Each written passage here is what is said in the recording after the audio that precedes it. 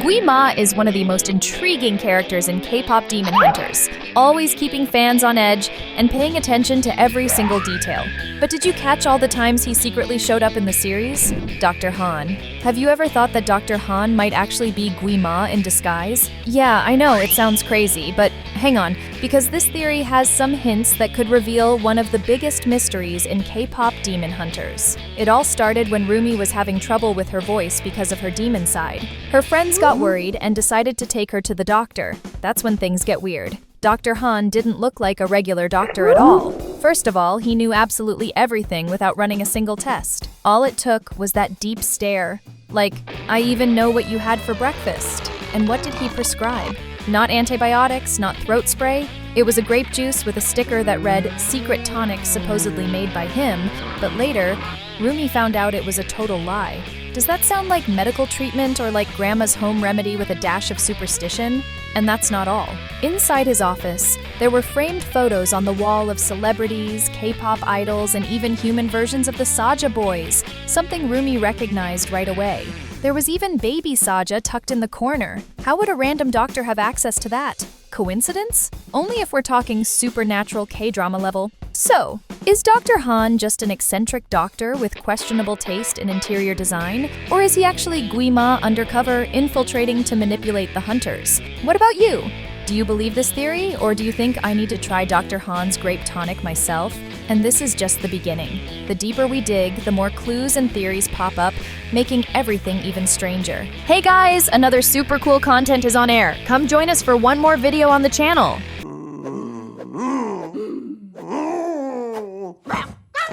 Ginu. Another character who might be the villain in disguise is the leader of the Saja boys. What if Ginu is actually Gwi-Ma himself? That's right, the same person, just in different personalities. Crazy? Maybe not so much. Here's the first weird detail. Every single time Ginu was dragged into the underworld by Gwi-Ma, he was the only one. None of the other Saja boys went through that. Coincidence? Hard to believe. On top of that, the villain always seemed to keep a close eye only on Ginu during his encounters with Rumi, but not on the other demons. Why was he so obsessed with the leader of the Saja boys? It was like he had more interest in him than in any other demon. In this scenario, Ginu would basically be Gwi-Ma's NPC, his pocket version to move around in the human world without raising suspicions. And honestly, it makes sense. We never actually saw Gwi-Ma's physical form. That would be a huge shock not only for Rumi, but also for the fandom, who ship Ginu and Rumi harder than anything. Just imagine finding out that you were rooting for the cutest couple ever, but in reality, you were shipping a hunter with the ultimate villain in disguise? That's a K-drama level plot twist. So what do you think? Is Ginu really Gwi-Ma's alternative version? Or was it all just a staged act by the villain?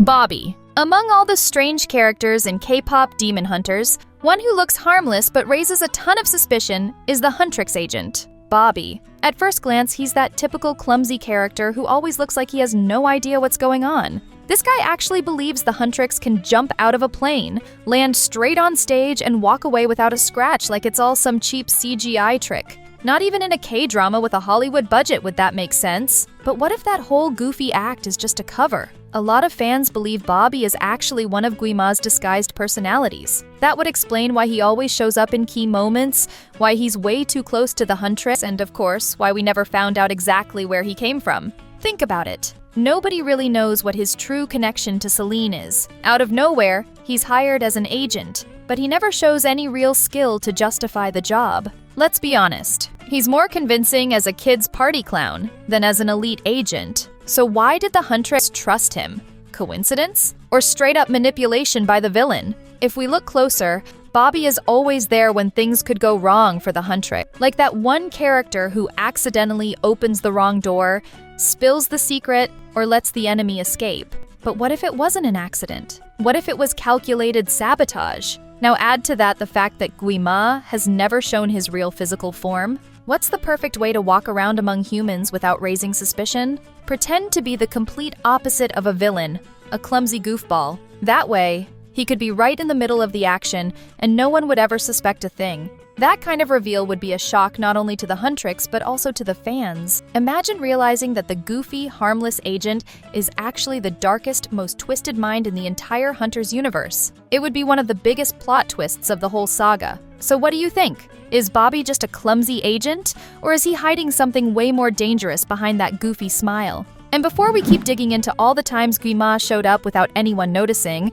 drop a comment down below. Villain? Huh? Seline. If there's one character who always divides the fandom, it's Seline. Many fans just can't believe she was ever a hunter, especially because of the way she raised Rumi. After all, from the time Rumi was little, she kept repeating to the Huntrix leader that things would only be okay once she lost her marks after summoning the Golden Hoon Moon. That left deep scars in Rumi's life, so much so that, when she was humiliated by the demons, her first instinct was to seek comfort from Seline. And what did her adoptive mother say?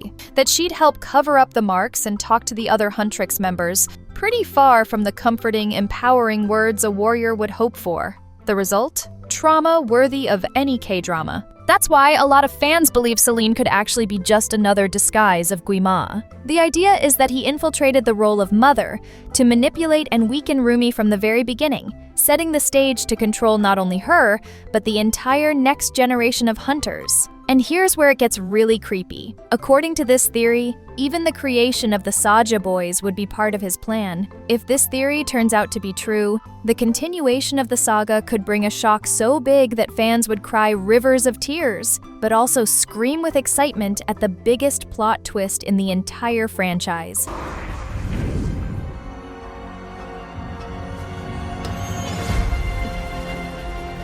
Derby. Out of all the K-pop Demon Hunters characters, Derby, the famous yellow-eyed tiger, is the one that confuses fans the most. He looks cute, loyal, even a little goofy, but that's exactly why he's become the target of some of the wildest yet most convincing fan theories. At first, many people believed he might just be baby Saja, an evolved form of him, almost like a Pokemon version of the little guy. But as the story went on, fans started noticing there was something much stranger about him. That's when the darkest theory of all appeared. Derby could actually be Gwi-Ma in disguise. And honestly, that theory makes sense. After all, what better way to infiltrate the hunters without raising suspicion than pretending to be a cute, fluffy tiger with glowing eyes and loads of charisma? It's basically a Trojan horse, K-pop edition. Except instead of a giant wooden horse, it's a plushy-looking tiger from a store window. Who would ever suspect a cuddly little thing like that? On top of that, plenty of fans have pointed out something curious. Derby always shows up at strategic moments, especially when Rumi is emotionally vulnerable. It almost feels like he's monitoring their weaknesses. If Gwi-Ma really is hiding behind this facade, then he's not just cruel, but also incredibly calculating. Using cuteness as a weapon? That's a low blow? But let's be real, it works. So what do you think? Is Derby just a cute tiger who won over the fandom? Or is he actually Gwi-Ma's most ruthless disguise yet? Don't miss out! Hit subscribe and lock in all the next videos. Grannies. If there's one theory that sounds totally absurd but weirdly makes sense, it's that Gwi-Ma wasn't just disguised as one or two characters, but as three at the same time. And those characters? None other than the crazy grannies who were obsessed with the Saja boys. In the band's very first performance, we see those old ladies running toward the group, trying to grab the members like they were lifelong fans. So far, nothing strange. But look closer, and things don't add up. For example, at the autograph session, they ask for an autograph on Abby's abs photo like they had already been fans for years. But hold up! How? The Saja boys were completely unknown until that very moment. That's where the theory gains momentum. Those grannies weren't real fans at all, but disguises of Gwi-Ma himself. The plan would be simple: use this instant fan base to manipulate public perception and make the Saja boys look way more popular than they actually were. After all, nothing is more persuasive than seeing a group already idolized, even if it's just by little old ladies. If we break down the timeline, it gets even more suspicious. The director mentions that the Huntrix were at their peak 5 years ago. So how did the Saja boys pop out of nowhere and in such a short time start competing with established groups? It's like someone gave them a little dark push to speed up their success. And who better for that job than Gwi-Ma himself? And let's be honest, if the villain really did disguise himself as hysterical grannies to boost the band's popularity, that proves two things. First, that he plays really dirty, and second, that he's got insane talent for viral marketing. So what do you think? Were those grannies just over-the-top fans, or the perfect disguises of a villain who would do absolutely anything to get his pieces on the board? Bracelet Lady. There's a scene that seems small, almost irrelevant, but it might actually hide one of the biggest mysteries in K-pop demon hunters. Remember the old lady who shows up at the park, meets Ginu and Rumi, and asks if they're dating? Well, what if that lady wasn't a real old woman at all, but Gwi-Ma in disguise? Think about it. The villain has power over the demons, but he can't always keep an eye on everyone at once. So what's the best way to monitor one closely? Especially Ginu, who is already showing signs of being torn between darkness and Rumi's offers? Simple. Show up personally, but in a form that would never raise suspicion. And the perfect disguise? A friendly old lady at the park. This theory suggests that in that scene, Guima was testing things, checking if Ginu was really falling for Rumi's influence, or if he would stay loyal to the dark plan. Basically, a casual field test, like someone just making small talk with two lovebirds on a park bench. But here's the twist. In the end, Guima's plan doesn't work. In the final scene, Ginu doesn't give his soul to the villain. Instead, he strengthens Rumi, who gains a powerful weapon and practically turns into a walking earthquake against the forces of evil. With no way out, Gwi-Ma simply walks away. But a lot of people didn't buy that he was truly defeated. After all, a villain on that level isn't taken down that easily, right? And that leaves the big question, will he come back in a sequel? Could we still find out that he disguised himself as even more characters than we ever imagined? So tell me, out of all these theories, which character do you believe was the most likely disguise of Gwi-Ma?